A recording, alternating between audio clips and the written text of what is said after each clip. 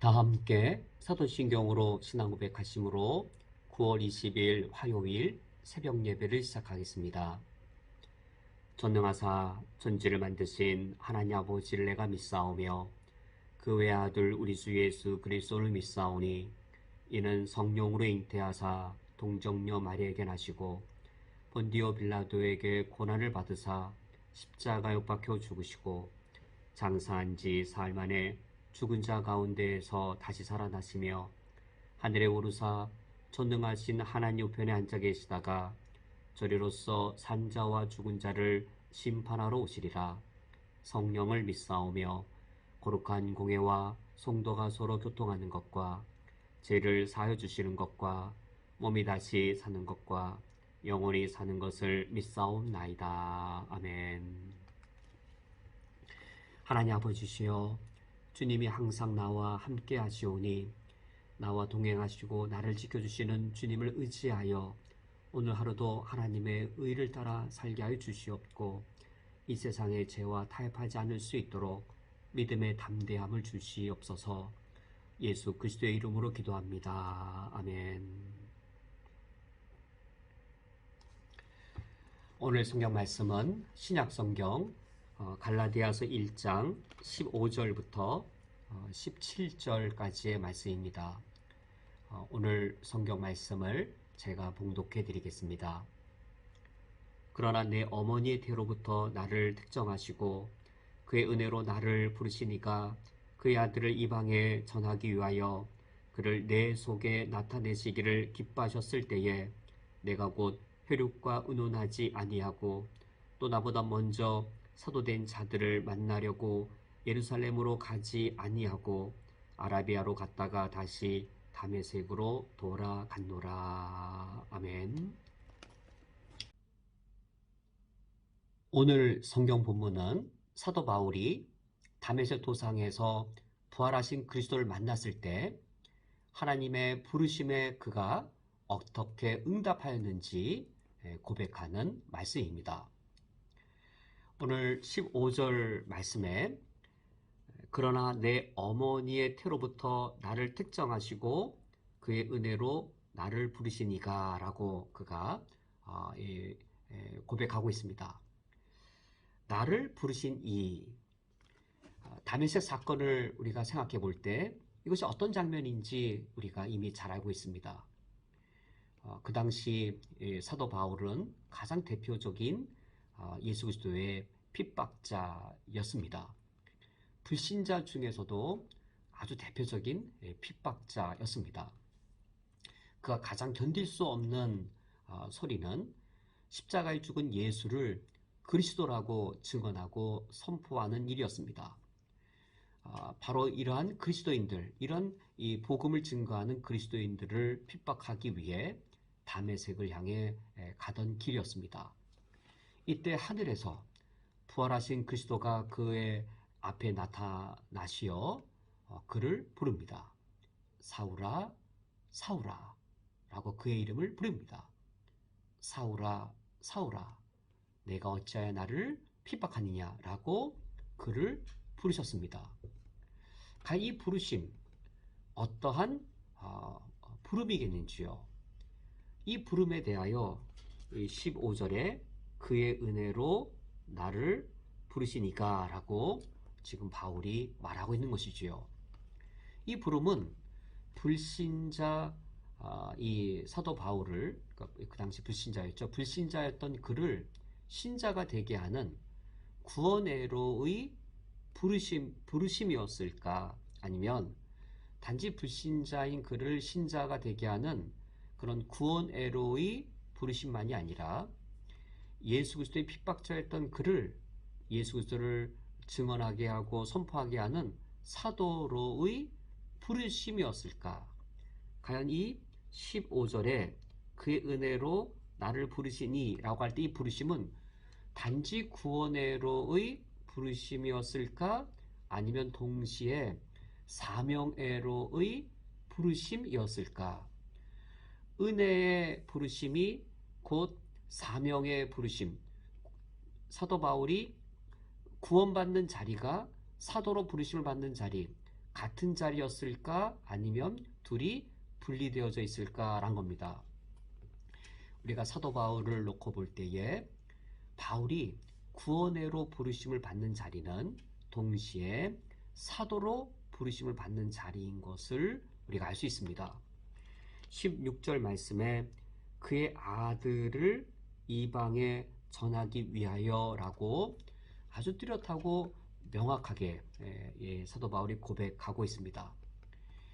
예수 그리스도를 믿지 않던 그 불신자였던 그 자신, 불신자 정도가 아니라 핍박자였던 그 자신, 그러나 그가 가장 강력하게 가장 누구보다도 앞장서서 예수 그리스도를 반대했던 그가 예수를 그리스도로 영접하면서 이제 신자가 된 것이죠. 그가 구원의 은혜를 누리는 자리는 단순히 그가 구원의 은혜를 누리는 것 그것만이 아니고 그가 사도의 사명을 부여받는 자리였습니다. 우리는 흔히 은혜와 사명을 분리시켜 생각하는 오류를 범할 수도 있습니다.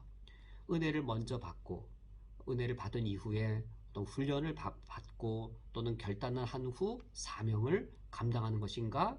아니면 은혜를 받는 자리가 곧 사명을 감당하는 자리인가? 은혜로 부르심을 받는 것과 그리고 이 사명애로의 부르심을 받는 자리가 사도 바울에게는 같은 것이었습니다.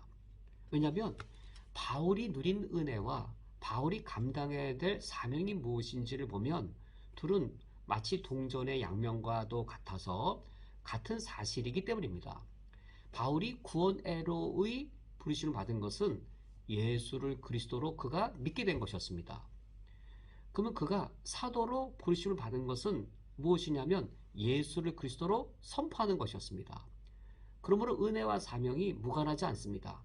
예수를 그리스도로 믿게 된 것이 은혜였는데 그 감당해야 될 사명은 예수를 그리스도라고 선포하는 것이었기 때문에 은혜와 사명이 무관한 것이 아니라 직결된 것이었고 은혜 받은 것만큼 사명을 감당할 수 있고 은혜를 받은 자라면 반드시 그 사명을 감당하게 되는 것이죠. 바울이 감당해야 될 사명은 은혜와 무관한 것이 아니라 그가 감당해야 될 사명, 예수를 그리스도로 선포하는 겁니다. 16절 말씀에 그의 아들을 이방에 전하기 위하여, 여기 특수한 사실은 예수를 그리스도로 증언함의 대상이 이방인이었다라는 사실만 특별할 뿐이지 그가 유대인으로서 이방인에게 예수를 그리스도로 증언하고 선포해야 되는 그것만 특수한 것이지 그 내용, 예수가 그리스도라고 하는 이 사명을 감당해야 될 내용은 은혜의 내용과 같은 것이었습니다. 예수를 그리스도로 믿지 못하였고 예수를 그리스도로 믿는 자들을 핍박하였던 그가 예수를 그리스도로 믿게 되어지는 은혜를 누렸는데 그 은혜를 누린 내용이 예수가 그리스도라고 선포해야 될 사명의 내용과 동일한 것이었죠. 우리는 은혜와 사명이 분리되지 않는다는 사실을 우리는 기억해야 하겠습니다. 은혜 받았으면 그 은혜 받은 것만큼 동시적으로 우리가 사명을 감당해야 되는 것이죠. 바울은 이처럼 자신을 구원회로 부르실 때에 이 구원회로 부르심이 얼마나 뿌리 깊어서 그의 사명으로 이어지는지를 그가 15절에 이렇게 말합니다. 그러나 내 어머니의 태로부터 나를 택정하시고, 이 택정이란 말이 특정한 목적을 위하여 구별시켜 놓은 것이죠. 특정한 목적을 위해 선택하여 그것을 정한 것이죠.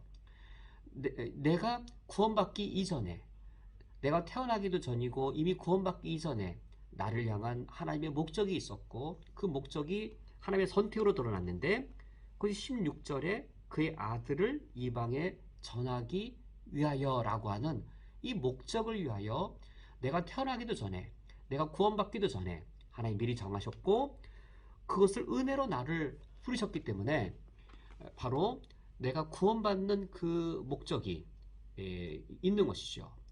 구원의 은혜를 누렸을 때, 구원의 은혜를 누렸을 때 아무런 목적도 없는 은혜가 아니라 목적이 있는 은혜여서 그 목적이 있는 은혜이기 때문에 바울은 그 자리가 곧 구원회로의 부르심이 사명회로의 부르심의 자리가 되었습니다. 오늘 아침에 우리가 하나님 아버지 앞에서 우리 자신들을 돌아볼 수 있기 원합니다. 내가 지금 어떤 은혜를 누렸는가? 나의 하나님 아버지 앞에 누린 은혜를 생각하면 그 은혜의 내용이 곧 사명의 내용이 되어야 하겠습니다. 내가 하나님께 받은 은혜를 돌아보시면서 내가 오늘 그리고 나의 삶에 어떤 사명을 감당해야 되는지를 하나님 아버지 앞에 묵상하시고 오늘 하루를 살아가시기를 주님의 이름으로 축원드립니다. 함께 기도하겠습니다. 하나님 아버지시여, 은혜 받은 자리가 사명의 부르심을 받는 자리가 되게 하여 주시옵고, 하나님이 내게 요구하시는 사명, 내가 받은 은혜가 무엇인지 돌아봄으로 내가 하나님 아버지 앞에 감당할 사명이 무엇인지 다짐하고 그 사명을 위한 오늘 하루의 삶을 살게 하옵소서. 예수 그리스도의 이름으로 기도합니다. 아멘. 다 함께 주기도로 오늘 예배를 폐하겠습니다.